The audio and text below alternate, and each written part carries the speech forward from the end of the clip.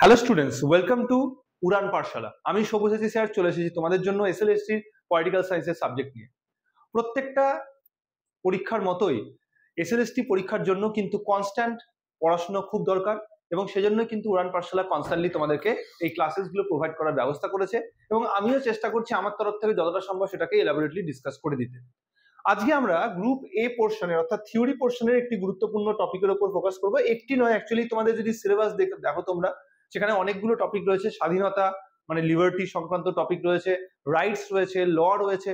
So এরকম বেশ কয়েকটি টপিককে আজকে আমরা এই ক্লাসের মধ্যে কিন্তু কভার করব।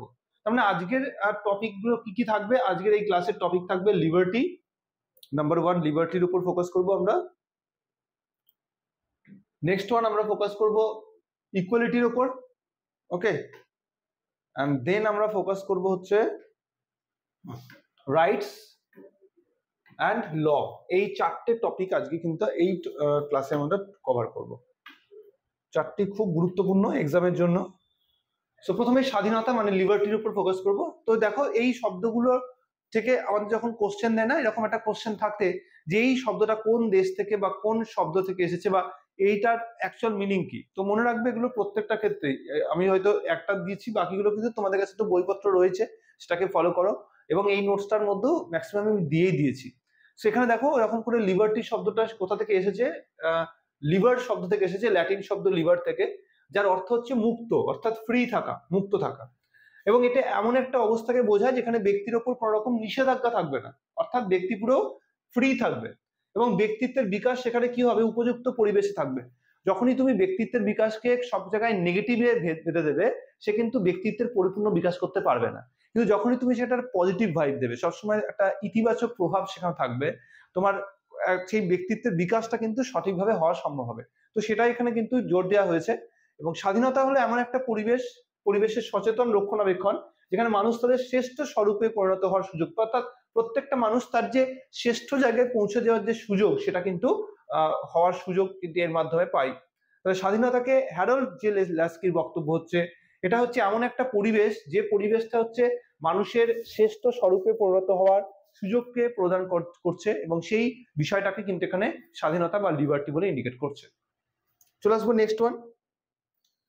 তাহলে স্বাধীনতা বলতে আমরা কিন্তু কমপ্লিটলি একটা রেস্ট্রিকশনহীন একটা অবস্থাকে ইন্ডিকেট করি। বিভিন্ন রকমের স্বাধীনতা হয়ে থাকে, আমরা এক্সাম্পল ওয়াইজ দেখতে পারি। প্রথমত প্রাকৃতিক স্বাধীনতা হয়, নাগরিক স্বাধীনতা হয়, রাজনৈতিক স্বাধীনতা হয়, অর্থনৈতিক স্বাধীনতা হয়, জাতীয় স্বাধীনতা হয়, ব্যক্তিগত স্বাধীনতা হয়, এবং নৈতিক এবং বৌদ্ধিক স্বাধীনতা হয়। তাহলে প্রথমে আমরা ফোকাস করব প্রাকৃতিক স্বাধীনতা। সমাজ এবং আইন প্রতিষ্ঠার পূর্বে যে অবস্থা ছিল, তোমরা সোশ্যাল কন্ট্রাক্ট থিওরি পড়েছো। সোশ্যাল কন্ট্রাক্ট থিওরিতে আমরা কি দেখেছি? সেখানে সোশ্যাল কন্ট্রাক্ট থিওরিতে আমরা দেখেছি যে প্রত্যেকটা ক্ষেত্রে প্রাক সামাজিক অবস্থার যে বিষয় ছিল, প্রাক সামাজিক অবস্থায় সেখানে কিভাবে মানুষ তার সামাজিক প্রাকৃতিক স্বাধীনতার মধ্যে বসবাস করত, তার মধ্যে কিন্তু এই মুক্ত থাকা বা সীমাহীন বা পরম যে কন্ডিশনে থাকা, সেটাকে ইন্ডিকেট করা হয়। তাহলে আমাদের প্রাক সামাজিক অবস্থায় প্রাকৃতিক স্বাধীনতার বিষয়কে এখানে আমরা আইডেন্টিফাই করতে পারি বা উদাহরণ হিসেবে উল্লেখ করতে পারি। নাগরিক স্বাধীনতা বলতে একটা রাষ্ট্রের মধ্যে রাষ্ট্রের সরকার থেকে প্রদান করা সমস্ত রকমের অধিকার, যেগুলো নাগরিকদের জন্য অ্যাপ্লিকেবল হয়, নাগরিকদের জন্য প্রোভাইডেড হয়, সেগুলোকে আমরা নাগরিক স্বাধীনতা বলে ইন্ডিকেট করতে পারি। রাষ্ট্রকর্তৃক আইন দ্বারা নিশ্চিত কিন্তু স্বাধীনতা, যেমন মত প্রকাশের স্বাধীনতা, বিশ্বাস এবং যে কোনো জায়গায় চলাফেরা করার স্বাধীনতা, এইগুলোকে আমরা আইডেন্টিফাই করতে পারি। অন্যদিকে রাজনৈতিক স্বাধীনতা বলতে রাষ্ট্রের রাজনৈতিক জীবনে অংশগ্রহণ করার অধিকার, অর্থাৎ ভোটাধিকার, প্রার্থী হওয়ার অধিকার, এইরকম বিষয়গুলোকে আইডেন্টিফাই করা হয়। শুধু তাই নয়, সরকারি চাকরি পাওয়ার অধিকার, সরকারের বিরুদ্ধে সমালোচনা করার অধিকার, প্রেস মিডিয়ার অধিকার, এগুলো সব রাজনৈতিক স্বাধীনতা বলে ইন্ডিকেট করা হয়। এরকম সমস্ত রকমের স্বাধীনতাকে এখানে রাজনৈতিক স্বাধীনতা বলে আইডেন্টিফাই করা হয়। অন্যদিকে অর্থনৈতিক স্বাধীনতা বলতে ক্ষুধা থেকে প্রোটেকশন পাওয়া, বেকারত্বের হাত থেকে রক্ষা পাওয়া, শোষণের হাত থেকে মুক্তি পাওয়া, কাজের অধিকার, ন্যায্য মজুরি পাওয়া, সমান কাজের জন্য সমান মজুরি পাওয়া, এই ধরনের গুরুত্বপূর্ণ অর্থনৈতিক বৈশিষ্ট্য সম্পন্ন স্বাধীনতাগুলোকে ইন্ডিকেট করা হয়। আর ব্যক্তিগত এবং জাতীয় স্বাধীনতা বলতে বোঝানো হয় কাকে? বিদেশি কোনো শাসনের হাত থেকে একটা জাতিকে স্বাধীন করা, বিদেশের কোনো শক্তি থেকে একটা জাতিকে পুরোপুরি স্বাধীন করা, এটাকে ইন্ডিকেট করা হয়। পরাধীনতার হাত থেকে রক্ষা পাওয়াটাকে ইন্ডিকেট করা হয় জাতীয় স্বাধীনতা বলে। আর ব্যক্তিগত স্বাধীনতা বলতে সরকারের হস্তক্ষেপ থেকে ব্যক্তিগত স্বাধীনতাকে সুরক্ষা দেওয়ার কথা বলা হয়। অর্থাৎ একজন ব্যক্তি তার ব্যক্তিত্বের সম্পূর্ণ বিকাশের জন্য যে সুযোগগুলো পাওয়ার কথা সেগুলো যখন সে পায়, সেই স্বাধীনতাগুলো যখন সে লাভ করে, তখন তাকে আমরা ব্যক্তিগত স্বাধীনতা বলে উল্লেখ করতে পারি। আর অন্যদিকে নৈতিক বা বৌদ্ধিক স্বাধীনতা বলতে নিজের চিন্তা, নিজের বিবেক, নিজের মননশীলতা এগুলোর ওপর যে স্বাধীনতা তাকে ইন্ডিকেট করা হয়। তো এইভাবে কিন্তু আমরা বিভিন্ন প্রকার স্বাধীনতার ব্যাখ্যা এবং তার যে এক্সাম্পল সেটা আমরা আইডেন্টিফাই করলাম। এরপরে আমরা ফোকাস করব স্বাধীনতার প্রধান প্রধান বিষয়গুলিকে। স্বাধীনতার সঙ্গে ফ্রিডমের কিছু ফারাক রয়েছে, মানে অনেকে কনফিউজড হয় লিবার্টি আর ফ্রিডমের মধ্যে কি ফারাক। মনে রাখবে স্বাধীনতা আর ফ্রিডম দুটোই কিন্তু একই ধরনের বিষয় হলেও কিছু সূক্ষ্ম ফারাক রয়েছে, এবং এই সূক্ষ্ম ফারাক দিয়ে কোশ্চেন দেয়। তো এগুলো ইন্ডিকেট করে দিচ্ছি। প্রথমত স্বাধীনতা বলতে কি বোঝায়? স্বাধীনতা বলতে বোঝানো হয় আইন বা সামাজিক নিয়ম দ্বারা নিয়ন্ত্রিত। তাহলে এখানে কিন্তু আইনের একটা নিয়ন্ত্রণের জায়গা থাকছে এবং সমাজের দ্বারা কিন্তু এটাকে নিয়ন্ত্রিত করার ব্যবস্থা করা হয়। ফ্রিডমের ক্ষেত্রে কিন্তু এরকম কোনো নিয়ন্ত্রণ নয়, এটা বাই ডিফল্ট হচ্ছে ব্যক্তি জন্ম থেকে ফ্রিডমের অধিকারী, এর জন্য কেউ তাকে মান্যতা দেবে তারপরে এনজয় করবে এরকম নয়। অন্যদিকে এর যে পরিধি, সেই পরিধি আমরা রাজনৈতিক এবং আইনি পরিধির মধ্যে থাকে। এখানে কিন্তু ব্যক্তিগত এবং মানসিক বিষয় এবং অবশ্যই দার্শনিক বিষয় হিসেবে ইন্ডিকেটেড হয়। এটা বাহ্যিক এবং আভ্যন্তরীণের দিক থেকে যদি দেখি, এটা বাহ্যিক সমস্ত রকমের বাধাকে অপসারণ করাকে ইন্ডিকেট করা হয় স্বাধীনতা বলতে বা লিবার্টি বলতে। অন্যদিকে অভ্যন্তরীণ মুক্তি, ভয়, ইচ্ছা থেকে সমস্ত রকমের মানে ফ্রিডম বা মুক্ত থাকা, এটাকে ইন্ডিকেট করা হয় ফ্রিডম বলতে। রাজনৈতিক চিন্তার দিক থেকে নাগরিক অধিকার, আইনি সুরক্ষার সঙ্গে সম্পর্কিত, নাগরিক অধিকার এবং আইনি সুরক্ষার সঙ্গে সম্পর্কিত হয় স্বাধীনতা। অন্যদিকে ফ্রিডম কিন্তু স্বাভাবিক অধিকার এবং ব্যক্তিগত আত্মনিয়ন্ত্রণের অধিকারের সঙ্গে সম্পর্কিত। এখানে আইন দ্বারা সুরক্ষিত মত প্রকাশের অধিকারকে এক্সাম্পল হিসেবে ধরা হয়। এখানে বিনা ভয়ে মত প্রকাশের স্বাধীনতা বা ক্ষমতাকে ইন্ডিকেট করা হয়। সংবিধান, আইন, সামাজিক নিয়ম এগুলোর দ্বারা নিয়ন্ত্রিত, অর্থাৎ বিধি ব্যবস্থা থাকবে। এখানে কিন্তু বিবেক, ইচ্ছা শক্তি এবং নৈতিকতার বিষয়গুলো বেশি ইম্পর্টেন্ট। দার্শনিক অন্যতম প্রবক্তা হচ্ছেন হবস, লক আর ইসায়া বার্লিন। অন্যদিকে রুশো, কান্ট, সার্ত্রে এরা হচ্ছেন ফ্রিডমের কনসেপ্টের সাপোর্টার। সংবিধান এটার ব্যবহার যদি আমরা দেখি, লিবার্টি শব্দটা আইনি এবং সাংবিধানিক প্রসঙ্গে ব্যবহৃত হয়েছে এবং আর্টিকেল 21 আমরা এটা দেখতে পাবো লিবার্টি শব্দটা। কিন্তু ফ্রিডম আমরা পাবো আর্টিকেল 19 এর মধ্যে, যেখানে আমরা 6 রকমের ফ্রিডম দেখতে পাই। বাক স্বাধীনতার অধিকার এবং সেই সঙ্গে আমরা আরো পাবো 25 নম্বর ধারা, সেখানে ধর্মীয় স্বাধীনতার অধিকারের কথা বলা হয়েছে 25 থেকে 28 নম্বরের মধ্যে। তাহলে এগুলো হচ্ছে সব ফ্রিডম এর এক্সাম্পল আমাদের সংবিধানে। সো তাহলে স্বাধীনতা আর ফ্রিডম, মানে লিবার্টি আর ফ্রিডম, এই দুটোর মধ্যে ফারাক আছে, ক্লিয়ার হয়েছে সবার এটা? চলে আসো আমরা নেক্সট পয়েন্ট। তাহলে আমরা প্রথমত স্বাধীনতার প্রকারভেদ দেখে নিলাম, এন্ড দেন আমরা স্বাধীনতা এবং মানে লিবার্টি এবং ফ্রিডমের মধ্যে ফারাক দেখলাম। মূল ধারণা কি? ফ্রিডম একটি বিস্তৃত ধারণা অবভিয়াসলি, এবং এটা অন লিবার্টি এমন ফ্রিডম যা আইন বা সমাজ দ্বারা স্বীকৃত। লিবার্টি হচ্ছে এমন একটা বিষয় যা আইন এবং সমাজ দ্বারা স্বীকৃত। ফ্রিডম স্বাভাবিক এবং জন্মগতটা মনে রাখবে, আর লিবার্টি হচ্ছে আইন নির্ভর, সমাজের দ্বারা এবং রাষ্ট্রের দ্বারা প্রদত্ত, আইনের দ্বারা প্রদত্ত, আইনের দ্বারা গ্র্যান্টেড করা বিষয়কে ইন্ডিকেট করা হয়। সো ফ্রিডম হচ্ছে জন্মগত, লিবার্টি কিন্তু জন্মগত নয়। এই লিবার্টি সম্পর্কে ইসায়া বার্লিন তিনি কিন্তু দুরকম লিবার্টির কথা বলেছেন, ইতিবাচক এবং নেতিবাচক। কাকে আমরা নেগেটিভ এবং কাকে আমরা পজিটিভ বলবো, এখানে দেখতে পাচ্ছ দুটো ছবি। একদিকে একজন প্রচন্ড স্পিডে বাইক চালাচ্ছে নিয়ন্ত্রণহীন ভাবে, আর একজন খুব ভদ্রভাবে আস্তে আস্তে যেরকম লিমিট স্পিড লিমিট হওয়া উচিত সেরকম করে চালাচ্ছে। তাহলে এই দুটো মধ্যে আমরা যদি নেগেটিভ লিবার্টি বলি, তাহলে অবশ্যই এটাকে আমরা নেগেটিভ লিবার্টি বলবো, আর পজিটিভ লিবার্টি আমরা এটাকে বলবো। তাহলে আমি এমন ভাবে আমার স্বাধীনতাকে এনজয় করব না যাতে অন্যের কোনো রকম ডিস্টার্ব হয়। তো এই যে অন্যের ডিস্টার্ব না হওয়া, এটাকেই কিন্তু আমরা পজিটিভ লিবার্টি বলবো। আর যদি আমি এমন ভাবে আমার স্বাধীনতাকে উপভোগ করি যাতে অন্যের সমস্যা হতে পারে, তাহলে সেটাকে কিন্তু কখনোই পজিটিভ লিবার্টি বলা যাবে না, তাকে আমরা নেগেটিভ লিবার্টি বলবো। তো এটা এখানে ইন্ডিকেট করা হয়েছে। প্রথমত নেগেটিভ লিবার্টি হচ্ছে বাহ্যিক হস্তক্ষেপের অনুপস্থিতি। পজিটিভ লিবার্টি ক্ষেত্রে নিজের জীবনের উপর নিয়ন্ত্রণ, অর্থাৎ অনিয়ন্ত্রিত নয়, সেটা নিয়ন্ত্রিত। ফ্রিডম ফ্রম, এটা হচ্ছে ফ্রিডম টু। ওকে, এটা ফ্রিডমের থেকে পাচ্ছে লাগাম ছাড়া, এটা হচ্ছে ফ্রিডমের জন্য, অর্থাৎ শুধু নিজের ফ্রিডম নয়, অন্যের কথা ভেবেও ফ্রিডমটাকে এনজয় করা, লিবার্টিটাকে এনজয় করা। শাস্ত্রীয় লিবারালদের কাছে এদের বেশি প্রয়োজন, বা ক্লাসিক্যাল লিবারাল যারা রয়েছেন,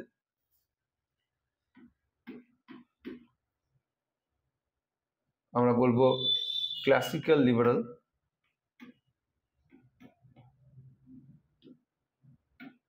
ক্লাসিক্যাল লিবারালদের কাছে এটা বেশি পছন্দের, আধুনিক লিবারালদের কাছে এটা বেশি পছন্দের।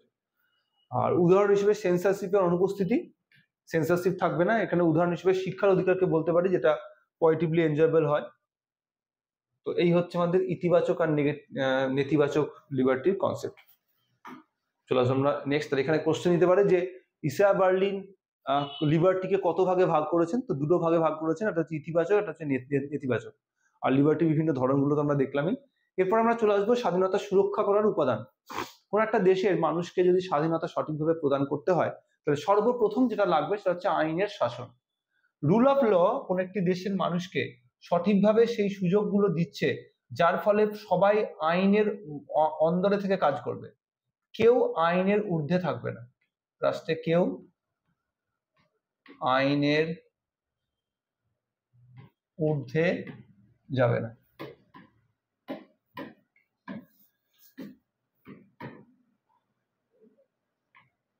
সবাই আইনের অন্দরে থেকে কাজ করবে এবং সবাইকে আইনের চোখে সমান মনে করা হবে। তাহলে আইনের চোখে সবাই সমান, এই কনসেপ্টটি হচ্ছে রুল অফ ল এর কনসেপ্ট, এবং দেশের মধ্যে সবাই আইন মেনে চলবে। ক্ষমতার বিভাজন আরেকটি গুরুত্বপূর্ণ দিক। যদি তুমি আইন বিভাগ, শাসন বিভাগ, বিচার বিভাগের মধ্যে বিভাজন না করো, তাহলে কিন্তু কি হবে, এদের মধ্যে ঝামেলা বাঁধবে। আইন, শাসন আর বিচার, এই তিনটের মধ্যে ডিভিশন করা জানতে হবে। যদি ডিভিশন করতে পারো তবেই গিয়ে কিন্তু সঠিকভাবে স্বাধীনতা সুরক্ষিত হবে।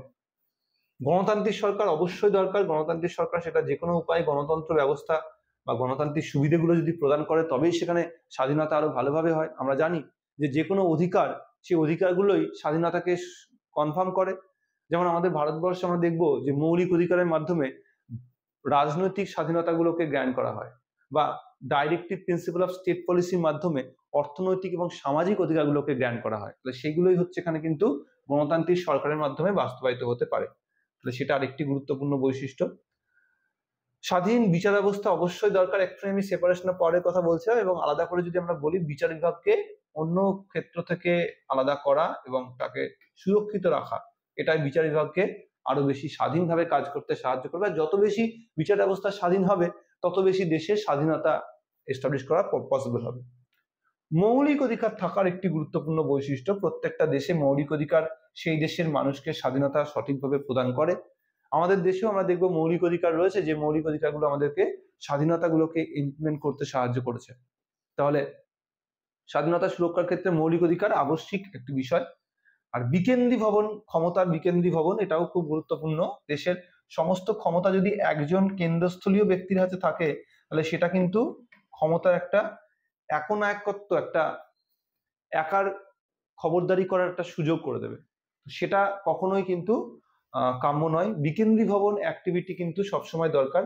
আমরা দেখব দেশের মধ্যে লোকাল সেলফ গভর্নমেন্টের যে স্ট্রাকচার, পঞ্চায়েত এবং মিউনিসিপ্যাল সিস্টেম, তাতে খুব সুন্দরভাবে গণতান্ত্রিক বিকেন্দ্রীকরণ ঘটানো হয়েছে, এবং এই গণতান্ত্রিক বিকেন্দ্রীকরণ কিন্তু সঠিকভাবেই এই ক্ষমতার বিকেন্দ্রীকরণকে ইন্ডিকেট করে। তাহলে গণতান্ত্রিক বিকেন্দ্রীকরণ বা ডেমোক্রেটিক ডিসেন্ট্রালাইজেশনের মাধ্যমে আমাদের ভারতবর্ষে ক্ষমতার বিকেন্দ্রীকরণ সম্ভব হয়েছে।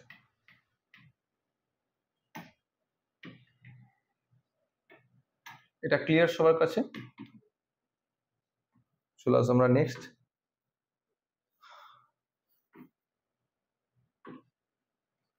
সাম্যতা। তাহলে এতক্ষণ ধরে আমরা স্বাধীনতার বিষয় দেখছিলাম, এবার আমরা ফোকাস করব সাম্যতার বিষয়। সাম্যতা, তোমরা নিশ্চয়ই জানো যে ইকুয়ালিটি কনসেপ্টটা সবসময় যে কোনো দেশের স্বাধীনতাকে সঠিকভাবে ইমপ্লিমেন্ট করতে গেলে আমরা দেখছিলাম যে সেখানে সাম্যতা থাকার প্রয়োজন। কারণ রুল অফ ল এর কনসেপ্টটি সাম্যতার কথা বলে। রুল অফ লই বলে যে সবাই আইনের চোখে সমান। রুল অফ লই বলে যে সবাইকে সমান মনে করতে হবে, কেউ আইনের ঊর্ধ্বে নয়। তাহলে এই সাম্যতার কনসেপ্টটা আসলে স্বাধীনতার সঙ্গে কানেক্টেড। তো সাম্যতা বলতে বোঝে মানুষের জন্য সমান অধিকার এবং সুযোগ, এবং তাদের সামাজিক, অর্থনৈতিক এবং সাংস্কৃতিক পটভূমি নির্বিশেষে একই রকম হওয়া উচিত। এটি সকল কৃত্রিম বিভাজন দূর করে উন্নয়নের সমান সুযোগ প্রদান করে দেয়।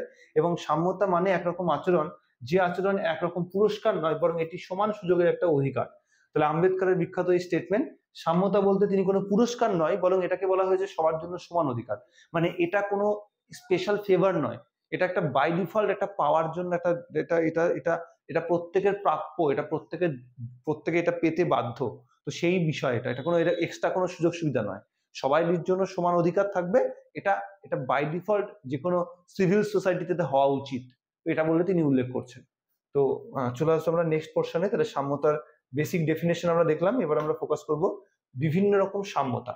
দেখো সাম্যতা বিভিন্ন হয়, প্রাকৃতিক সাম্যতা হয়, সামাজিক সাম্যতা হয়, রাজনৈতিক সাম্যতা হয়, অর্থনৈতিক সাম্যতা হয় এবং আইনগত সাম্যতা হয়। প্রথমে আমরা প্রাকৃতিক সাম্যতার উপর ফোকাস করি। প্রত্যেক মানুষ জন্মগতভাবে সমান, কিন্তু প্রকৃতি আবার বৈষম্যকেও সাপোর্ট করে। তাহলে জন্মগতভাবে সমান, তারপরে আস্তে আস্তে মানুষের মধ্যে বিভাজন তৈরি হয়।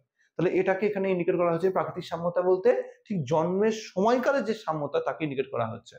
এবং যদি আমরা দেখি যে প্রাকৃতিক যখন প্রাক সামাজিক অবস্থা ছিল, যখন প্রকৃতির রাজ্য ছিল, সেই সময় কিন্তু সাম্যতাকে গ্র্যান্ড করা হতো।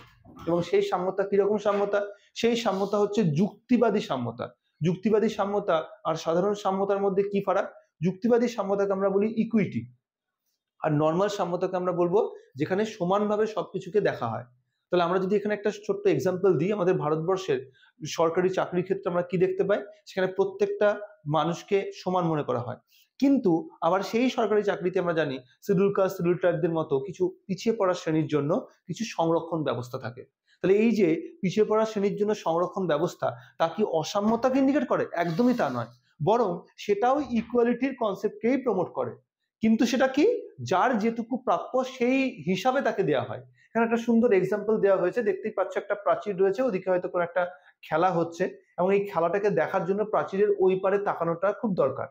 কিন্তু সমাজে বিভিন্ন রকম মানুষ রয়েছে, কেউ লম্বা, কেউ বেটে, কেউ বা মিডিয়াম হাইটের।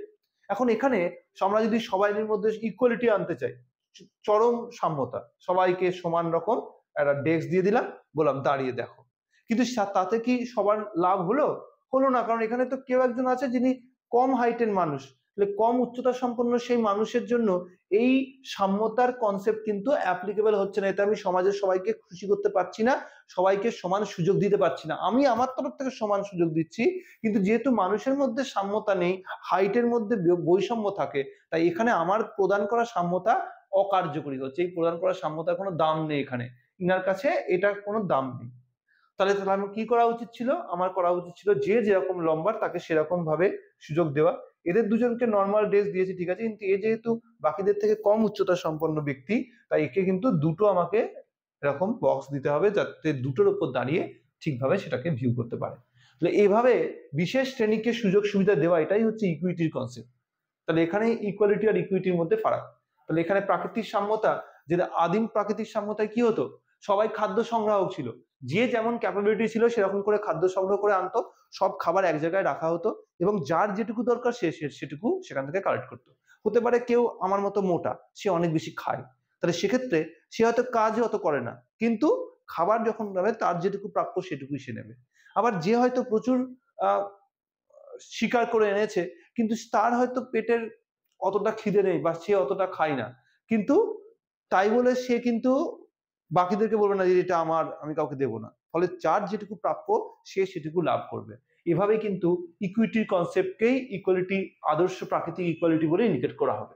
অন্যদিকে সামাজিক সাম্যতা বলতে সমাজে যে বিভিন্ন রকম আমাদের বৈষম্য থাকে, জাতিগত বৈষম্য, লিঙ্গগত বৈষম্য, ধর্ম, বর্ণ, এই যে অসাম্য বৈষম্য, এটাকে তুলে দেওয়া, এটাই হচ্ছে সামাজিক সাম্যতার কথা। অর্থাৎ সমাজে এরকম কোনো বৈষম্য থাকবে না, জাতি অনুযায়ী, বর্ণ অনুযায়ী, লিঙ্গ অনুযায়ী কোনো বৈষম্য থাকবে না, সবার জন্য সমান ব্যবস্থা থাকবে। So this is the social equality concept. And তারপরে হচ্ছে রাজনৈতিক সাম্যতা। এখানে রাজনৈতিক অধিকারগুলো এনজয় করার ক্ষেত্রে যদি কোনো সাম্যতার এস্টাবলিশ করা যায়, তাকে আমরা রাজনৈতিক সাম্যতা বলতে পারি। উদাহরণ হিসাবে ভোটে দেওয়া, এটা সবার জন্য সমান, বা নির্বাচনে অংশগ্রহণ করা, এটাও সবার জন্য সমান। তাহলে ভোট দেওয়া, নির্বাচনে অংশগ্রহণ করার মতো বিষয়গুলোকে আমরা রাজনৈতিক সাম্যতা বলে উল্লেখ করতে পারি। আর অর্থনৈতিক সাম্যতা বলতে সম্পদের ন্যায্য বন্টন, চাকরির সমান সুযোগ প্রদান করা, এইগুলোকে আমরা ইন্ডিকেট করতে পারি। অর্থনৈতিক সাম্যতা হচ্ছে সম্পদের ন্যায্য বন্টন, অর্থাৎ দেশের মধ্যে যে প্রাকৃতিক সম্পদ তা সঠিকভাবে মানুষের মধ্যে বন্টন করে দেওয়া, বা চাকরির যে সুযোগ, সরকারি চাকরি পাওয়ার যে সুযোগ, কর্মের যে সুযোগ, তাতে সাম্যতা নিয়ে আসা। আবার দেখবো যে সেখানে কোনো কাজ করার পরে সেখানে কাজের যে সমান সুযোগ, সমান মজুরি, অর্থাৎ নারী পুরুষের সমান কাজের জন্য সমান মজুরি দেওয়া, এটাও একটি অর্থনৈতিক সাম্যতাকে ইন্ডিকেট করে। আর আইনগত সাম্যতা বলতে আইনের চোখে সবাইকে যদি সমান মনে করা হয়, আইনের চোখে প্রত্যেকটা ব্যক্তিকে সমান আইনি সুরক্ষা দেওয়া হয়, তাকে আমরা আইনি সাম্যতা বলে ইন্ডিকেট করতে পারি। তো এইভাবে বিভিন্ন রকম সাম্যতাকে এখানে আইডেন্টিফাই করা হয়েছে। আর একবার দেখে নাও প্রাকৃতিক সাম্যতা, প্রাকৃতিক সাম্যতার পরে হচ্ছে সামাজিক সাম্যতা, সামাজিক সাম্যতার পরে রাজনৈতিক সাম্যতা, অর্থনৈতিক সাম্যতা, আইনগত সাম্যতা। এই হচ্ছে সাম্যতার বিভিন্ন প্রকারগুলো। তাহলে সাম্যতার প্রকারভেদ আমরা দেখে নিলাম। এরপর আমরা দেখি যে এই দুরকম যে কথা আমি বললাম, ন্যায় বিচার, ইকুয়ালিটি এবং ইকুইটি। ইকুয়ালিটি বলছে সবাই একই রকম আচরণ পাবে, এর মাধ্যমে কোনো বৈষম্য সেখানে করা হবে না, সে যতই কেউ পিছিয়ে পড়ুক বা এগিয়ে থাকুক। এখানে ন্যায্যতার উপর বেশি জোর দেওয়া হয়, এখানে সামাজিক সুযোগ সুবিধার উপর বেশি, সুযোগের সমস্ত রকম সামাজিক অসুবিধাকে এখানে উপেক্ষা করা হয়।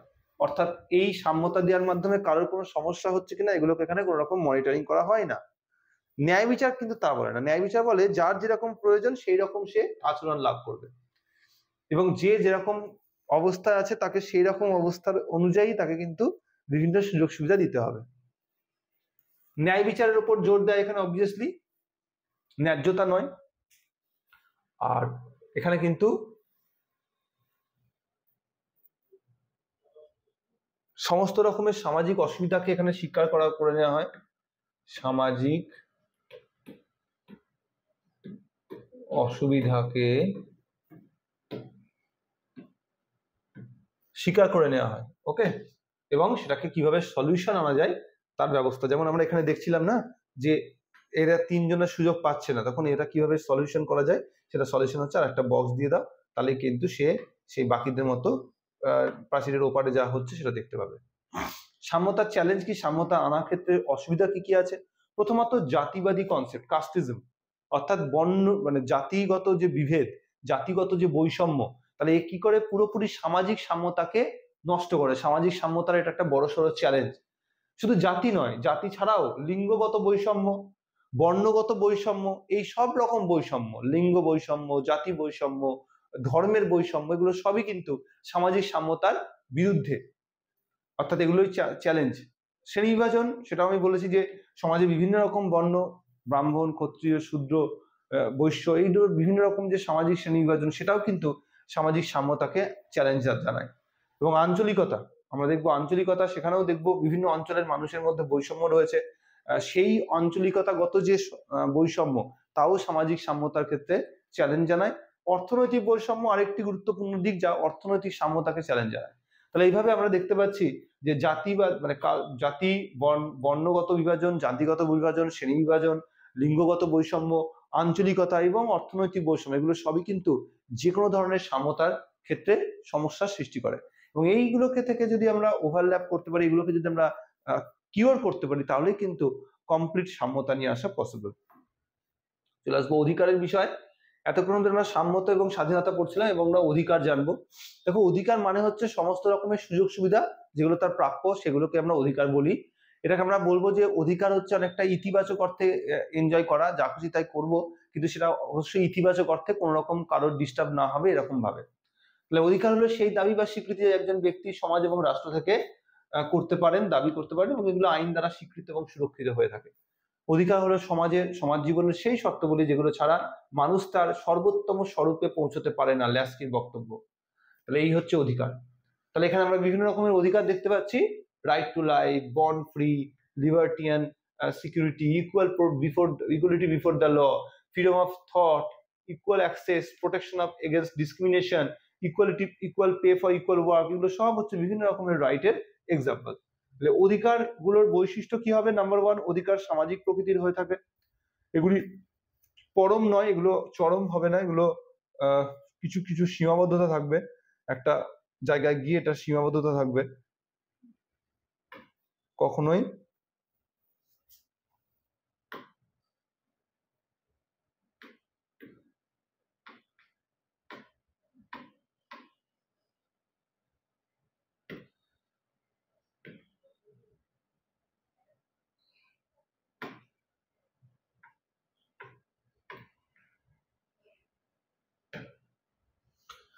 তাহলে অধিকার সামাজিক প্রকৃতির হবে, অধিকার অ্যাবসলিউট হবে না, একটা সময় গিয়ে এটাকে সীমাবদ্ধতায় আনতে হয়।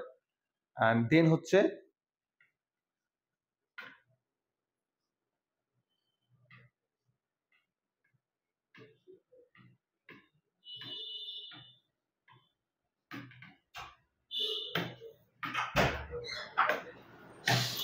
এক্ষেত্রে হচ্ছে অধিকার দায়িত্বের সঙ্গে জড়িত হবে, সমাজ এবং আইনের দ্বারা স্বীকৃত হবে, তবে এগুলোকে আমরা অধিকার বলে ইন্ডিকেট করতে পারি।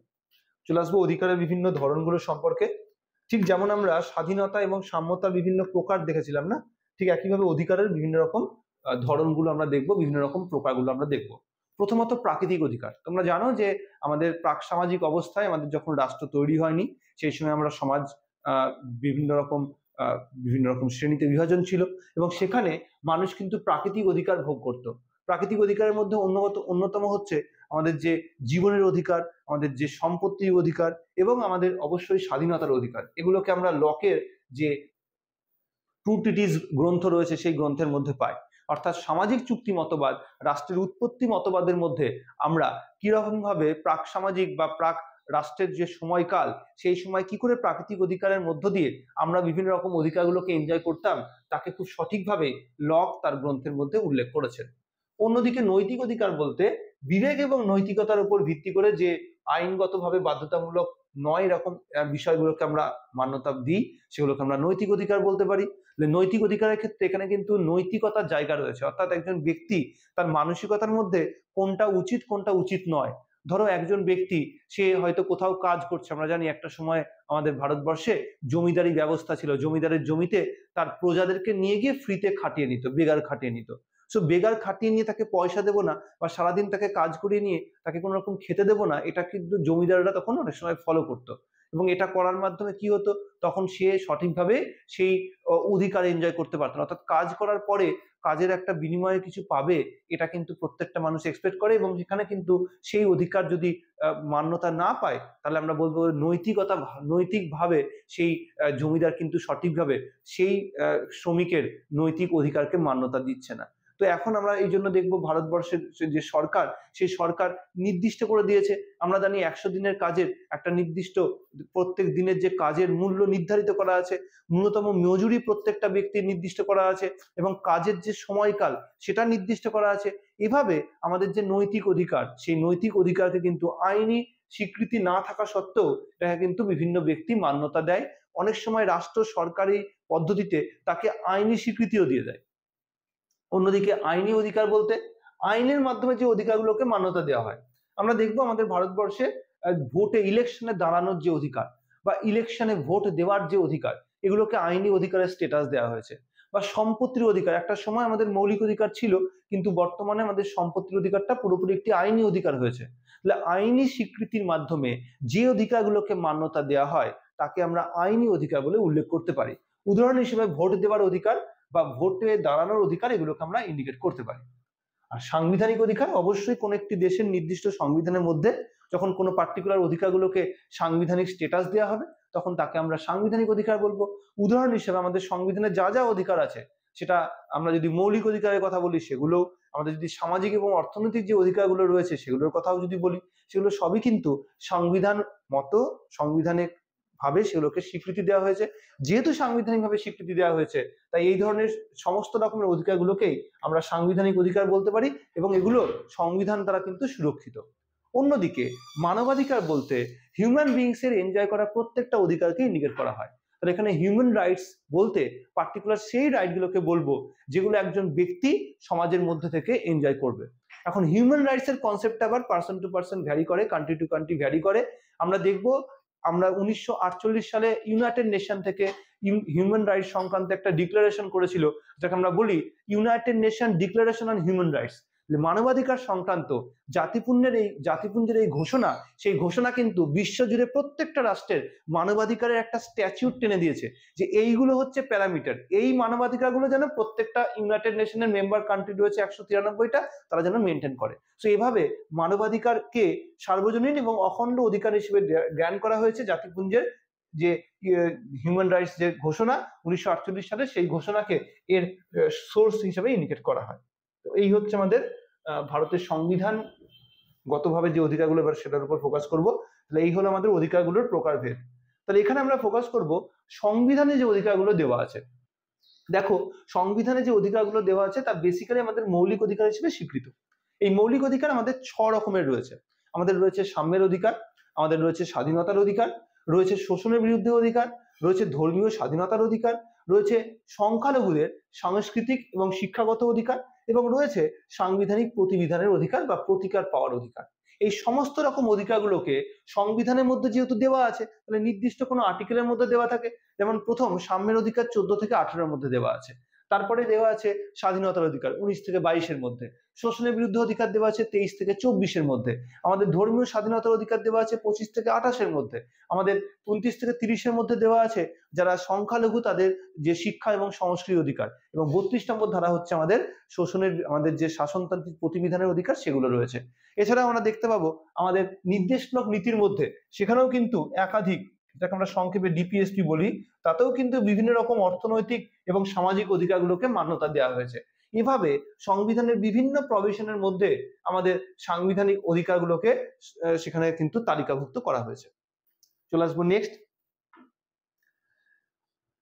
এই অধিকারগুলোর সঙ্গে আরেকটি যে বিষয় ওতপ্রোতভাবে জড়িয়ে আছে তা হচ্ছে আইন। আমরা একটু আগে দেখছিলাম যে আইনি অধিকার পেতে গেলে আইনি স্বীকৃতি প্রয়োজন, এবং অবশ্যই আমাদের ভারতবর্ষ কেন গোটা বিশ্বের যেখানে আমরা দেখব আইনি কর্তৃপক্ষ রয়েছে, তারা কিন্তু আইনি প্রক্রিয়ার মধ্য দিয়ে বিভিন্ন অধিকারকে বিধিবদ্ধ করে। এই আইনের প্রচুর সোর্স হয়। আইন আপনা আপনি তৈরি হয় না, দীর্ঘদিনের রীতি রেওয়াজ একটা সময় আইনি প্রক্রিয়ার মধ্য দিয়ে দেশের সরকার তাকে আইনি স্বীকৃতি দেয়। আবার কোনো রীতি রেওয়াজ যেটা কিনা সমাজের জন্য ভালো নয়, সেই রীতি রেওয়াজকে আমরা দেখব অচিরে বেআইনি বলে ঘোষণা করে। আমরা দেখবো আমাদের ভারতবর্ষে বহুদিন ধরে আমরা কুলীন প্রথা ফলো করা হতো। আমরা দেখবো যে ব্রিটিশ পিরিয়ডে আমরা সতীদাহ প্রথা সেখানে ফলো করা হতো, এবং এগুলো কিন্তু একটাও সমাজের জন্য ভালো ছিল না, এবং তাই ব্যাকডেটেড হয়ে যাওয়ার কারণে ওগুলোকে বেআইনি বলে ঘোষণা করতে হয়েছে। বা রিসেন্টলি আমরা দেখবো ট্রিপল তালাকের যে বিষয়, তাকে ভারত সরকার বেআইনি বলে ঘোষণা করেছে। অন্যদিকে আবার দেখবো কোনো রকম রীতি রেওয়াজ তাকে কিন্তু দেশের মধ্যে আইনি স্বীকৃতি দেওয়া হয়েছে। যেমন দেখবো যে বাল্য বিবাহ, এবং তারপরে সেই বাল্য বিবাহ যদি তারা বিধবা হয়ে যেত, তাহলে সেই বিধবা বাচ্চাদেরকে আবার পুনরায় যখন তারা বড় হতো তখন তাদের পুনরায় বিবাহ দেওয়ার ব্যবস্থা। অর্থাৎ বিধবা বিধবা বিবাহ যে প্রচলন, সেই প্রচলনটা খুব কম মানুষের মধ্যে ছিল, কিন্তু যেহেতু এটা একটা গুড প্র্যাকটিস ছিল, সোসাইটির একটা ভালো রীতি রেওয়াজ ছিল, তাই সেই রীতি রেওয়াজকে আমরা দেখবো একটা সময় আইনি স্বীকৃতি দেওয়া হয়েছে। তাহলে আমাদের এই আইনগুলো আসলে সমাজের রীতি রেওয়াজ। কখনো যখন কোন একটা রীতি রেওয়াজ দেশের অধিকাংশ মানুষের কাছে অ্যাপ্লিকেবল হয় বা তারা সেটাকে ভালো করে পছন্দ করে, তখন সেটাকেই আইনি স্বীকৃতি দেয় সরকার। আবার কোনো যদি রীতি রেওয়াজ সমাজের জন্য ভালো না হয় বা সমাজের অধিকাংশ মানুষের পছন্দ না হয়, তখন সেটাকে আবার বেআইনি বলে ঘোষণাও করতে হয়। তো ওটাই বলা হয়েছে যে আইন হলো এমন একটা বিধিবদ্ধ নিয়মের ব্যবস্থা যা সমাজের আচরণ এবং সেই আচরণগুলোকে নিয়ন্ত্রণ করার জন্য বিভিন্ন প্রতিষ্ঠানের মাধ্যমে সেগুলোকে বলবৎ করার ব্যবস্থা করা হয়। আমাদের দেশে আমরা আইন মেনে চলি কেন? কারণ আমরা জানি যে আইন যদি অমান্য করি তাহলে আমাদের কিন্তু শাস্তি হওয়ার সম্ভাবনা থাকবে। তাহলে শাস্তি পাওয়ার ভয় আমাদেরকে আইন মানার ক্ষেত্রে আমাদেরকে উদ্বুদ্ধ করে। এবং এক্ষেত্রে আমরা একটা ছোট্ট এক্সাম্পল দিতে পারি। রাস্তা দিয়ে অনেকেই দেখবে যে বাইক নিয়ে চলে, এবং বাইক নিয়ে চলার সময় কেউ হেলমেট ইউজ করে, কেউ করে না। এখন হেলমেট কোথায় ইউজ করে? দেখা যাচ্ছে কোনো একটা নির্দিষ্ট রাস্তার মধ্যে দিয়ে বাইক নিয়ে যাওয়ার সময় যদি হেলমেট না ইউজ করে, সেখানকার লোকাল যে ট্রাফিক পুলিশ সে কিন্তু সেখানে ফাইন দিয়ে দেয়। তো সেক্ষেত্রে অবশ্যই প্রত্যেকটা মানুষ এই ফাইন দেওয়ার ভয় থেকেই প্রত্যেকে সেই হেলমেট ইউজ করবে। আবার যদি কোনো একটা স্ট্রিট, যে স্ট্রিটে কখনো কোনো ট্রাফিক পুলিশ থাকে না, কখনো কাউকে ফাইন করে না, তো সেখানে অবভিয়াসলি সাধারণ মানুষ তারা কিন্তু হেলমেটটা না ইউজ করে চলার টেন্ডেন্সি থাকে। তো এটাই হচ্ছে আমাদের ব্যক্তিগত পার্সন টু পার্সন ভ্যারি করার বিষয়। আমরা হচ্ছি পুরো প্রচন্ড পরিমাণে মানে শাস্তির ভয় পাওয়া প্রত্যেকটা ব্যক্তির একটা বেসিক একটা বৈশিষ্ট্য, এবং সেই বৈশিষ্ট্যের উপর বেস করে কিন্তু আইনের মান্যতা পাওয়া বা না পাওয়া ইন্ডিকেট করে। তাহলে আমরা আইন মানি কখনো কখনো এমন ভাবে যে যেটা আমরা শাস্তি পাওয়ার ভয়ের উপর বেস করে। আবার কোনো কোনো ক্ষেত্রে আমরা আইন এই জন্যই মানি কারণ এটা না মানলে আমাদের সমস্যা হবে। যেমন আমরা জানি আন্তর্জাতিক আইন, আন্তর্জাতিক আইনের ক্ষেত্রে কি পড়েছি আমরা প্রথম দিনের ক্লাসে? আন্তর্জাতিক আইনের ক্ষেত্রে আমরা পড়েছি যে প্রত্যেকটা রাষ্ট্র তারা কিন্তু আন্তর্জাতিক আইনকে এই জন্যই মানে কারণ যদি তারা না মানে তাহলে অন্য যে একজন মানবে না তাকে তারা বলতেই পারবে না যে আইনটা মানো। ঠিক এই জন্যই আমাদের যদি রাস্তা দিয়ে কোনো মানুষ হেঁটে চলে আমরা ডান দিক দিয়ে চলি না বাঁ দিক দিয়ে চলি? ডান দিক দিয়ে চলা সেটা আমার ব্যক্তির বিশেষ মানে প্রত্যেকটা ব্যক্তির জন্যই ভালো নয়, কারণ সেখানে অ্যাক্সিডেন্ট হওয়ার একটা সম্ভাবনা থাকবে। রাস্তার লেফট সাইড দিয়ে চললে সেটা একটা অলিখিত নিয়ম বলতে পারো, এবং এই আইন যদি প্রত্যেকটা মানুষ মেনে চলে তাহলে কিন্তু অ্যাক্সিডেন্টের সম্ভাবনা তার পক্ষে কম হবে। তাই হয়তো রাস্তার ডান দিক দিয়ে হেঁটে চললে ট্রাফিক পুলিশ আমাকে ফাইন করবে না, এখানে কিন্তু কোনো ভয় নেই। শাস্তি পাওয়ার ভয়ে আমরা যে রাস্তার বাঁ দিক দিয়ে চলে এরকম নয়, সেখানে আমরা বাঁ দিক দিয়ে চলছি এই কারণে কারণ আমরা জানি ডান দিক দিয়ে চললে আমারই সমস্যা হবে রাস্তায় চলতে, অপর দিক থেকে গাড়ি এসে আমাকে ধাক্কা দিয়ে দিতে পারে। তো এই রেসপেক্টে কিন্তু আমি বাঁ দিক দিয়ে চলি। তাহলে দেখো একটা আইন কোথাও আমরা শাস্তির ভয়ে আইনটাকে মানছি, আবার কোথাও আমরা এই জন্য মানছি যে এখানে আমার সুবিধে অসুবিধার বিষয়টা জড়িত আছে। তো এভাবেই কিন্তু আইনের মান্যতা বা না মান্যতা ডিপেন্ড করে। সো আইন সম্পর্কে জন অস্টিনের বিখ্যাত স্টেটমেন্ট, যিনি বলছেন আইন হলো সার্বভৌম কর্তৃপক্ষের আদেশ। বলে রাখি এই কোশ্চেনটা কিন্তু লাস্ট যখন 2016-তে এসএলএসটি পরীক্ষা হয়েছিল এসএসসির, সেই এসএলএসটি পরীক্ষা কিন্তু এই জন অস্টিনের আইন সংক্রান্ত সার্বভৌম কর্তৃপক্ষের এই যে আদেশ, এই স্টেটমেন্টটা দিয়ে কোশ্চেন দিয়েছিল। তোমরা প্রিভিয়াস ইয়ারের কোশ্চেন দেখলে সেটা দেখতে পাবে। এবং এখানে কিন্তু তা বলেই বলা হয়েছে যা শাস্তির দ্বারা সমর্থিত। তাই শাস্তির বিষয়টাও কিন্তু জন অস্টিন গুরুত্ব দিয়েছে, যে শাস্তির দ্বারা যদি এটাকে সমর্থিত না হয়, যদি শাস্তি পাওয়ার ভয় না থাকে, তাহলে সেই আইন কিন্তু বেশি জন মানবে না। আন্তর্জাতিক ক্ষেত্রে এই যে আমরা দেখতে পাচ্ছি রাশিয়ার সঙ্গে ইউক্রেনের যুদ্ধ হচ্ছে, রাশিয়া এই যুদ্ধবিরতি মানছে না। ইউনাইটেড নেশন থেকে বলা হচ্ছে, অ্যাডভাইস করা হচ্ছে, পরামর্শ দেওয়া হচ্ছে, রিকোয়েস্ট করা হচ্ছে যে যুদ্ধ এবার থামিয়ে দাও, প্রায় 2 বছর প্লাস হয়ে গেছে, এবার যুদ্ধটাকে থামানো উচিত। কিন্তু সেখানে রাশিয়া মানছে না। তাহলে মানছে না কেন? কারণ রাশিয়ার এখানে কোনো ভয় নেই, শাস্তি পাওয়ার কোনো চান্স নেই। আমাদের ইন্টারন্যাশনাল কোর্ট অফ জাস্টিসের দেওয়া প্রত্যেকটা রায়ের কোনো রকম বাধ্যবাধকতার বিষয় নেই। এখানে রাষ্ট্রগুলো নিজেরা স্বেচ্ছায় যদি এটাকে মেনে নেয় তাহলে সেটা ওকে, যদি না মানে কারোর কোনো উপায় নেই এটাকে মান্যতা করানোর জন্য। এবং আমরা জানি এই জন্য বিগ পাওয়ারের যে কান্ট্রিগুলো রয়েছে, রাশিয়া রয়েছে, ইউকে রয়েছে, আমেরিকা রয়েছে, এগুলো প্রত্যেকে কিন্তু এই আন্তর্জাতিক আইনকে বারবার ব্রিচ করে। এবং এক্ষেত্রে শুধুমাত্র এই শাস্তি না থাকাটাই সব থেকে বড় কারণ। চলে আসবো আমরা নেক্সট পয়েন্টে। তাহলে আইন সম্পর্কে আমরা বেসিক কনসেপ্টটা ক্লিয়ার হলো। চলে আসবো নেক্সট আইনের উৎসগুলো সম্পর্কে। আমি একটু আগে বলছিলাম বিভিন্ন সামাজিক প্রথা, রীতিনীতি, কাস্টম এগুলোই কিন্তু আইনের প্রধান উৎস। এছাড়াও ধর্মীয় বিভিন্ন গ্রন্থ রয়েছে, ধর্মীয় বিভিন্ন কাস্টম রয়েছে। যেমন আমরা দেখব যে বিভিন্ন ধর্মের মধ্যে এরকম নির্দিষ্ট ধর্মীয় গ্রন্থ যাকে আইন হিসেবে স্বীকৃতি দেওয়া হয়, মনুস্মৃতি, বা আমরা দেখব যে সেখানে যে শরীয়ত আইন রয়েছে, সেগুলো সব বিভিন্ন রকম ধর্মগ্রন্থ থেকে উঠে আসা কনসেপ্ট। এবং আমরা দেখবো জুডিশিয়াল ডিসিশন, জুডিশিয়ারি বিভিন্ন সময় বিভিন্ন জাজমেন্ট দেয়, যে জাজমেন্ট গুলোকে আমাদের মানে আইনের একটি অন্যতম উৎস হিসেবে ধরা হয়। যেমন ধরো 1950 সালে সুপ্রিম কোর্টের একটি জাজমেন্টে সুপ্রিম কোর্ট বলছে যে যখন ছেলে বা মেয়ের মধ্যে সম্পত্তি ভাগ হবে তখন সেটা সমান ভাগে ভাগ হবে। আজকে 2025 সালে দাঁড়িয়ে আমরা কিন্তু একইভাবে সুপ্রিম কোর্টের সেই জাজমেন্টকেই দেখতে পাবো, এবং এর উপর বেস করে পরবর্তীকালে আমরা দেখবো দেশের সরকার আইন বানিয়েছে নারী পুরুষের বা ছেলে মেয়েদের সম্পত্তিতে সমান ভাগ। মেয়েদের বিয়ে হওয়ার পরে যে সম্পত্তির ভাগ ছিল না সেটাকে এখন আইনি স্বীকৃতি দেওয়া হয়েছে, এখন মেয়েদেরও সমান ভাগ থাকে সম্পত্তির মধ্যে। তাহলে এভাবে কোন একটি জুডিশিয়াল ডিসিশন তা কিন্তু পরবর্তীকালে আইনের সোর্স হিসেবে কাজ করে। অন্যদিকে আইন প্রণয়ন, অর্থাৎ আমাদের পার্লামেন্টের বানানো আইন বা রাজ্য আইনসভা থেকে বানানো বিভিন্ন আইন, তাকেও আমরা আইনের অন্যতম সোর্স বলবো। পার্লামেন্ট এবং স্টেট লেজিসলেচারের এই আইনগুলো সময়ে সময়ে আমাদের দেশের বিভিন্ন রকম আইন প্রক্রিয়াগুলোকে আরো বেশি মজবুত করে। যেমন আমরা দেখব আমাদের পাশের রাজ্য বিহার, সেখানে আমরা দেখব যে local alcohol manufacturing illegal declare করা হয়েছে আইনি প্রক্রিয়ায়। তাহলে সেখানে এই জন্য লোকাল অ্যালকোহল ম্যানুফ্যাকচারিং করা যায় না, কিন্তু ওয়েস্ট বেঙ্গলে লোকাল অ্যালকোহল ম্যানুফ্যাকচারিং করাকে নিষিদ্ধ করা হয়নি। তাই পশ্চিমবঙ্গে লাইসেন্স নিয়ে কিন্তু এরকম অ্যালকোহল ম্যানুফ্যাকচারিং করা যায়। তাহলে এইভাবে কিন্তু আইনি প্রক্রিয়ার মধ্যে দিয়ে রাজ্য টু রাজ্য আলাদা আলাদা আইন তৈরি করতে পারে। আবার আমরা দেখবো কেন্দ্র সরকারও এরকম মধ্যে মধ্যে বিভিন্ন রকম আইন বানিয়ে সেগুলোকে কার্যকরী করার ব্যবস্থা করে। চলে আসবো নেক্সট ওয়ান, সংবিধান। এই এতক্ষণ ধরে যা যা আমরা পড়ছিলাম তার সব থেকে মাদার সোর্স হচ্ছে আইনের, সেটা হচ্ছে দেশের সংবিধান। প্রত্যেকটা দেশ যেহেতু তার সংবিধান থাকে এবং সেই সংবিধান অনুযায়ী সে যে রীতি রেওয়াজ বা যে রুলস গুলোকে এস্টাবলিশ করে সেগুলোকে আমরা কি বলি? আমরা বলি সর্বোচ্চ আইন। আমরা সংবিধানের ক্লাসে পড়েছিলাম যে সংবিধান হচ্ছে দেশের সর্বোচ্চ আইন, নিরঙ্কুশ আইন। দেশের মধ্যে আরো অনেক আইন কানুন থাকতে পারে, সংবিধান হলো দেশের সর্বোচ্চ আইন। আমরা সেই জন্যই এই আইনের আওতায় যা যা নিয়ম কানুন থাকবে সব এটার আন্ডারে থাকে। এই জন্য সংবিধানকে আমরা কি বলি? Source of all kind of loss.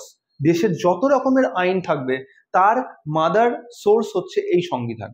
তাহলে সাংবিধানিক যে নিয়ম, সাংবিধানিক যে আইন, সেই আইনকে সবাই কিন্তু অনুসরণ করেই যাবতীয় আইন কানুন বানায়। সেটা পার্লামেন্ট আইন বানাচ্ছে আমাদের ভারতবর্ষে, দেশের বিভিন্ন রাজ্যে রাজ্য আইনসভা আইন তৈরি করছে, এই সমস্ত কিছু সংবিধানকে মেনটেন করে।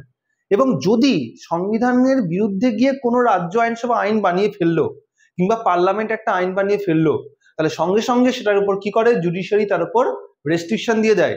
জুডিশিয়ারি সেই আইনকে অবৈধ বলে ঘোষণা করে, আনকনস্টিটিউশনাল বলে ঘোষণা করে। তাহলে কখনোই কিন্তু সংবিধানের বেসিক স্ট্রাকচার, সংবিধানের যে মেন ফিচার্স, তাকে লঙ্ঘন করে কেউ কোনো রকম আইন তৈরি করতে পারে না। এবং এখানেই হচ্ছে সংবিধানের আইনের সর্বোচ্চতা প্রতিষ্ঠিত। চলে আসবো নেক্সট পোর্শনে। আমরা এবার দেখে নেব এই সাম্যতা এবং যে ইকুইটির কথা বলেছিলাম, ন্যায় বিচার, তার মধ্যে কি ফারাক। প্রথমত দেখো, আমরা প্রকারগুলোকে ইন্ডিকেট করি। প্রথমত দেওয়ানি আইন রয়েছে, ফৌজদারি আইন রয়েছে। আমাদের দেওয়ানি আইন বলতে যেগুলো সম্পত্তি সংক্রান্ত বিষয় সেগুলোকে ইন্ডিকেট করা যায়, বা সম্পর্ক সংক্রান্ত বিষয়। আর ক্রিমিনাল ল বলতে ফৌজদারি বিধিগুলোকে বলা হয়, অর্থাৎ চুরি, ডাকাতি, ছিনতাই, এই জাতীয় বিষয়গুলোকে ফৌজদারি আইনের মাধ্যমে ইন্ডিকেট করা হয়। সাংবিধানিক আইন, আমি একটু আগে বলছিলাম যে আমাদের দেশের যে মৌলিক কাঠামো আছে সংবিধানের, সেই মৌলিক কাঠামোর উপর বেস করে যে আইনগুলো তৈরি হয়েছে তাকে আমরা ইন্ডিকেট করতে পারি। প্রশাসনিক আইন, অ্যাডমিনিস্ট্রেটিভ যেগুলো ল রয়েছে, অর্থাৎ দেশের বিভিন্ন প্রশাসনিক ক্ষেত্রগুলো পরিচালনা করার ক্ষেত্রে যে আইন কার্যকলাপগুলো পরিচালিত হয় যে আইনের মাধ্যমে। আর আন্তর্জাতিক আইন, আন্তর্জাতিক বিভিন্ন রাষ্ট্রের মধ্যে সম্পর্ককে প্রোটেক্ট করে। এভাবে কিন্তু আমরা ইন্ডিকেট করতে পারবো। এখানে প্রত্যেকটা আইন নির্দিষ্ট একটি সেক্টরকে, এখানে উদাহরণ দেওয়া আছে দেখো, ব্যক্তিগত অধিকার, সম্পত্তি, চুক্তি সংক্রান্ত বিষয়গুলো সব হচ্ছে সিভিল ল। সমাজ বিরোধী অপরাধ যেমন হত্যা, চুরি, ডাকাতি, এগুলো সব হচ্ছে ফৌজদারি আইন। রাষ্ট্রের কাঠামো, মৌলিক আইন, এগুলোকে আমরা সাংবিধানিক আইন বলবো। সরকারি সংস্থা এবং তাদের কার্যকলাপ নিয়ন্ত্রিত হয় প্রশাসনিক আইনের মাধ্যমে। একইভাবে বিভিন্ন রাষ্ট্রের মধ্যে পারস্পরিক সম্পর্ক, আন্তর্জাতিক ব্যবসা বাণিজ্য, এসব পরিচালিত হয় আন্তর্জাতিক আইন ফলো করে। আইনের শাসন বলতে কি বোঝানো হয়? এভি রাইসের বিখ্যাত কনসেপ্ট আমরা জানি, রুল অফ ল এর কনসেপ্ট, যার উপর বেস করে প্রধান যে বিষয়গুলোকে আইডেন্টিফাই করা হয়। নাম্বার 1, আইন সবসময় সর্বোচ্চ হবে। দেশের মধ্যে আইনের ঊর্ধ্বে কেউ থাকবে না। দেশের যত অথরিটি থাকবে সবাই আইন মেনে চলবে। আমাদের ভারতবর্ষের রাষ্ট্রপতি, ভারতের সুপ্রিম কোর্টের প্রধান বিচারপতি, আমাদের প্রধানমন্ত্রী, দেশের কোনো এমপি, কেউ কিন্তু আইনের ঊর্ধ্বে নয়, সবাই আইনের অন্দরে থেকে কাজ করবে। যখনই কোনো একটা ক্ষেত্র বা কোনো একজন ব্যক্তি বিশেষ, কোনো পদাধিকারী আইনের ঊর্ধ্বে চলে যাবে, তখন কিন্তু সে দেশে আর কিন্তু আইন কানুন থাকবে না। সে দেশে আমরা বলতে পারবো না যেটা একটা আইনি বলবৎ সঠিকভাবে রয়েছে এরকম একটি কান্ট্রি। তো আইনের ঊর্ধ্বে কেউ যাবে না, সবাই আইনের মধ্যে থাকবে। আইনের ঊর্ধ্বে গেলেই সেখানে স্বেচ্ছাচারিতা এবং একনায়কতন্ত্রের প্রতিষ্ঠা হয়ে যাবে। আইনের সঙ্গে সাম্যতা আরেকটি গুরুত্বপূর্ণ বিষয়, যেটা আইনের একটা বেসিক রুলস এর মধ্যে পড়ে। যখনই গোটা বিশ্বে কোথাও আইন তৈরি হবে, জানবে তার কিন্তু সাম্যতা থাকতে হবে। সাম্যতা ছাড়া কিন্তু আইনি প্রক্রিয়া এস্টাবলিশ করা সম্ভব নয়। সকল নাগরিক আইনের কাছে সমান থাকবে এবং প্রত্যেকের মধ্যে কোনো রকম বৈষম্য না করে আমরা কিন্তু আইনি প্রক্রিয়াকে ইন্ডিকেট করব। আর সংবিধানবাদ বা আমরা কনস্টিটিউশনালিজম কাকে বলবো? আমরা বলবো নাগরিকদের অধিকারগুলো যখন সংবিধানের মাধ্যমে সুরক্ষিত থাকবে, তখন তাকে আমরা কিন্তু বলবো কনস্টিটিউশনালিজম বা নাগরিক অধিকার সাংবিধানিকভাবে সুরক্ষিত। সংবিধানবাদ একেই বলা হয়। তো এইভাবে আমরা আইনের শাসনকে ইন্ডিকেট করতে পারি। এখানে একটু বলে রাখি, এটা কিন্তু আইনের প্রকার হবে, আইনের প্রকার। ওকে, চলো নেক্সট চলে আসবো আমরা। তাহলে আমরা দেখে নেব আইনের শাসন কনসেপ্টের সঙ্গে রিলেটেড হচ্ছে ইকুয়ালিটি বিফোর ল, আর সেই সঙ্গে হচ্ছে procedure establish by law. Equality before law মানে হচ্ছে আইন সবাইকে সমান চোখে দেখবে, আর প্রসিডিওর এস্টাবলিশ বাই ল হচ্ছে আইনি প্রক্রিয়া সবসময় সঠিকভাবে চলবে, কেউ আইনি প্রক্রিয়ার বাইরে গিয়ে কেউ কাজ করবে না। এখানে এই ইকুয়ালিটি বিফোর ল এবং যদি প্রসিডিওর এস্টাবলিশ বাই ল এর কনসেপ্টের কথা বলি, এই রুল অফ ল এর কনসেপ্টের সূচনা কোথায়? ইউকেতে। আমাদের ভারতবর্ষে যে রুল অফ ল এর কনসেপ্ট ফলো হয় তা কিন্তু ব্রিটিশ কনসেপ্টকেই ফলো করে। একইভাবে ইকুয়ালিটি বিফোর ল, এটাও আমরা ইউকে থেকে কনসেপ্ট নিয়েছি। আমাদের ভারতবর্ষের সংবিধানে ইকুয়ালিটি বিফোর ল এর কনসেপ্ট এইভাবেই এস্টাবলিশ করা হয়েছে। অন্যদিকে প্রসিডিওর এস্টাবলিশ বাই ল, এই কনসেপ্টের সূচনা হচ্ছে জাপান, এবং ভারতবর্ষ জাপান থেকে কিন্তু প্রসিডিওর এস্টাবলিশ বাই ল অর্থাৎ আইন আইনের পথে চলবে এই কনসেপ্টটাকে ফলো করে। এছাড়াও আরো দুটি কনসেপ্ট রয়েছে এই সংক্রান্ত, একটা হচ্ছে ইকুয়াল প্রোটেকশন অফ ল, যা আমেরিকান কনসেপ্ট, এবং আরেকটি হচ্ছে ডিউ প্রসেস অফ ল, যেটাও আমেরিকান কনসেপ্ট। এই দুটো আমেরিকান কনসেপ্টের মধ্যে ভারতবর্ষে এই ইকুয়াল প্রোটেকশন অফ দি ল এটা ফলো হয়। আমরা যদি সাংবিধানিক প্রভিশন ওয়াইজ ফাইন্ড আউট করি যে এগুলো কোন কোন ধারার মধ্যে রয়েছে, তাহলে প্রথমেই ইকুয়ালিটি বিফোর ল এর কথা বলতে হবে, যা কিনা আর্টিকেল 14 ক্লজ 1 কে ইন্ডিকেট করে। একইভাবে রুল অফ ল কে আমরা আর্টিকেল 14 বলে ইন্ডিকেট করব। অন্যদিকে আমরা আর্টিকেল 14 ক্লজ 2 এটা ইন্ডিকেট করব কাকে? Equality equal protection of the law কে। আর প্রসিডিওর এস্টাবলিশ বাই ল এটা আমরা পাবো আর্টিকেল 21 এর মধ্যে। আর ডিউ প্রসেস অফ ল এটা আমাদের ভারতবর্ষে কিন্তু সেভাবে নেই। এটা আমাদের ভারতবর্ষে মানেকা গান্ধী মামলা 1978 তাতে একমাত্র ফলো করা হয়েছিল, যে কিনা বলে কোন একটি আইন সঠিকভাবে এস্টাবলিশ করার জন্য লাগবে জাস্ট, ফেয়ার অ্যান্ড রিজনেবল, এই তিনটে চেকিং এর মাধ্যমে কোন একটি আইনকে বলবৎ করা উচিত। এভাবে আমরা বিভিন্ন রকমের আইনের যে বিষয় সেগুলোকে এস্টাবলিশ করতে পারবো। তাহলে এটা ক্লিয়ার সবার? তাহলে আরেকবার বলে দিই, আইনের চোখে সবাই সমান এটা একটা নেগেটিভ কনসেপ্ট, এই কারণ এখানে কিন্তু কেউ আইনের ঊর্ধ্বে নয়, এখানে সরকারকে আইনের ঊর্ধ্বে কাউকে রাখতে নিষেধ করা হয়। আর ইকুয়াল প্রোটেকশন অফ ল এটা পজিটিভ রাইটস, কারণ এখানে প্রত্যেকটা ব্যক্তিকে সমানভাবে আইনি প্রোটেকশন দেওয়ার ব্যবস্থা করা হয়। অন্যদিকে প্রসিডিওর এস্টাবলিশ বাই ল এটা অবশ্যই সরকারের তরফ থেকে একটি ইতিবাচক পদক্ষেপ, কারণ এখানে আইনি প্রক্রিয়া সবার জন্য সমান, আইন আইনের পথে চলবে এই কনসেপ্টকে ফলো করা হয়। অন্যদিকে ডিউ প্রসেস অফ ল এখানে বলা হয় কোন একটি আইনকে মাস্ট বি রিজনেবল হতে হবে, ফেয়ার হতে হবে এবং জাস্ট হতে হবে। তাহলে এখানে দেখে নাও equal application of laws to persons, all persons. এখানে হচ্ছে no discrimination in rights and privilege. এখানে হচ্ছে government action must confirm to legal procedure. So এইভাবে কিন্তু আইডেন্টিফাই করা হয়েছে প্রত্যেকটা ধরনের বিষয়কে। চলে আসবো ল এবং মোরালিটির মধ্যে কনসেপ্ট, আইন এবং নৈতিকতার মধ্যে কনসেপ্ট। আইন রাষ্ট্র দ্বারা বলবৎ হয়, এটা বিবেকের দ্বারা এস্টাবলিশড হয়, আমাদের ব্যক্তিগত মতামত, ব্যক্তিগত ভাবনা চিন্তার দ্বারা পরিচালিত। এটা সার্বজনীন এবং বিধিবদ্ধ, লেখা আছে সুন্দর করে। একটা ব্যক্তিভেদে ডিফারেন্ট হয় এবং সাংস্কৃতিক ভাবেও ভিন্ন ভিন্ন হয়ে থাকে। এখানে লঙ্ঘন যদি কেউ করে আইন, তাহলে কি হবে? তাহলে কিন্তু শাস্তি পাওয়ার ভয় থাকে।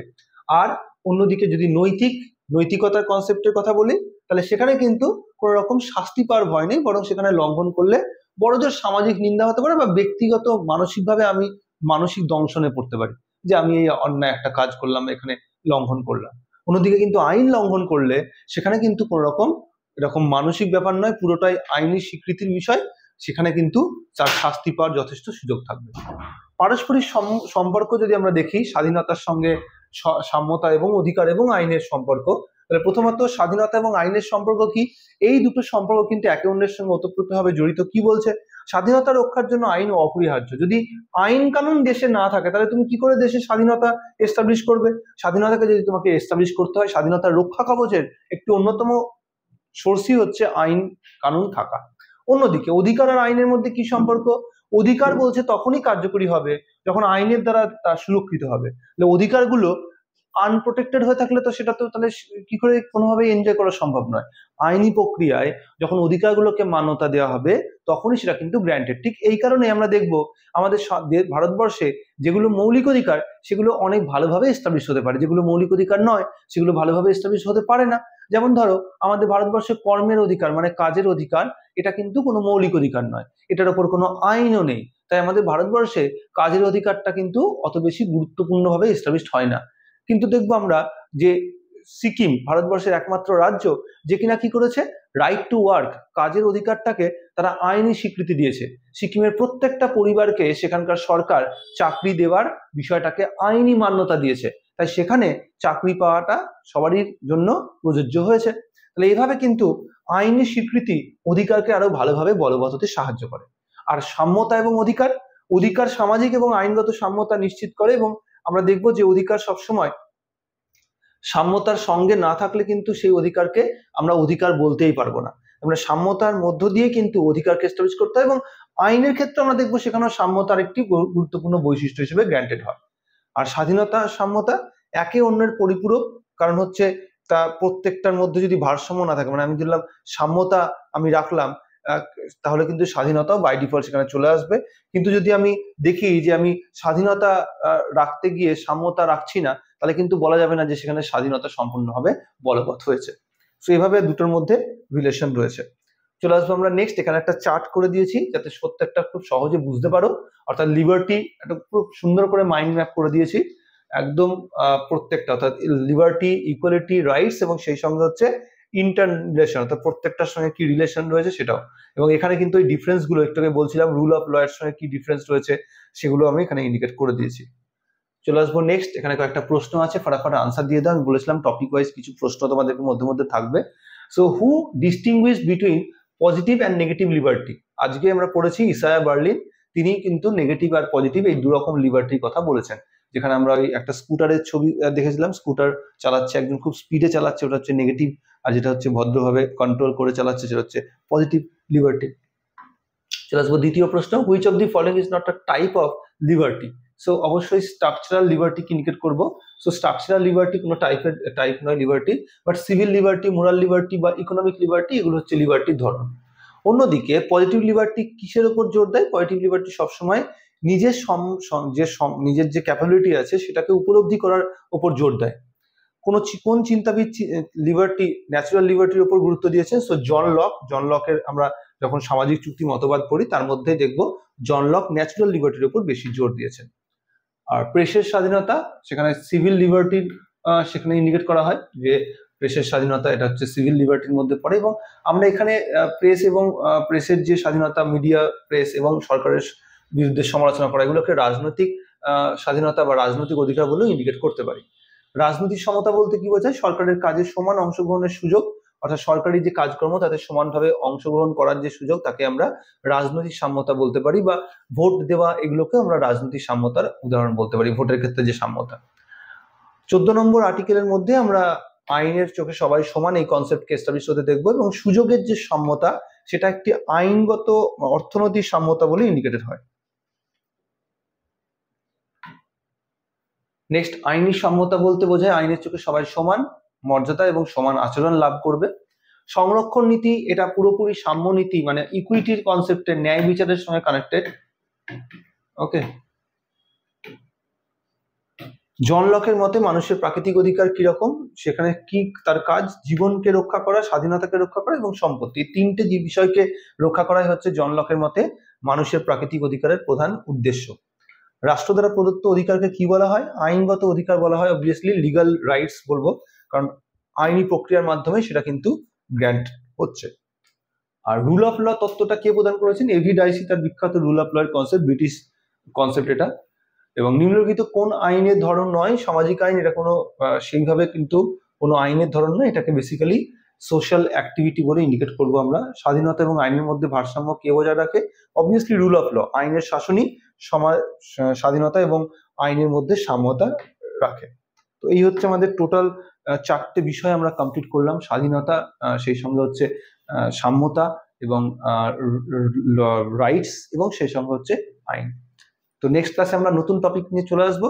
গ্রুপ এর মধ্যে একটা কিন্তু অত্যন্ত গুরুত্বপূর্ণ টপিক এই টপিকটি, এবং তোমাদের যখন আমি বলেছি সবসময় যে নতুন পড়া যেমন পড়ছো তেমন কিন্তু পুরনো পড়াগুলো রিভিশন দাও, তবেই কিন্তু আমাদের এই কনস্ট্যান্ট প্রসেসটা কমপ্লিট হবে। সো থ্যাংক ইউ, নেক্সট ক্লাসে আবার দেখা হচ্ছে নতুন টপিকের সঙ্গে।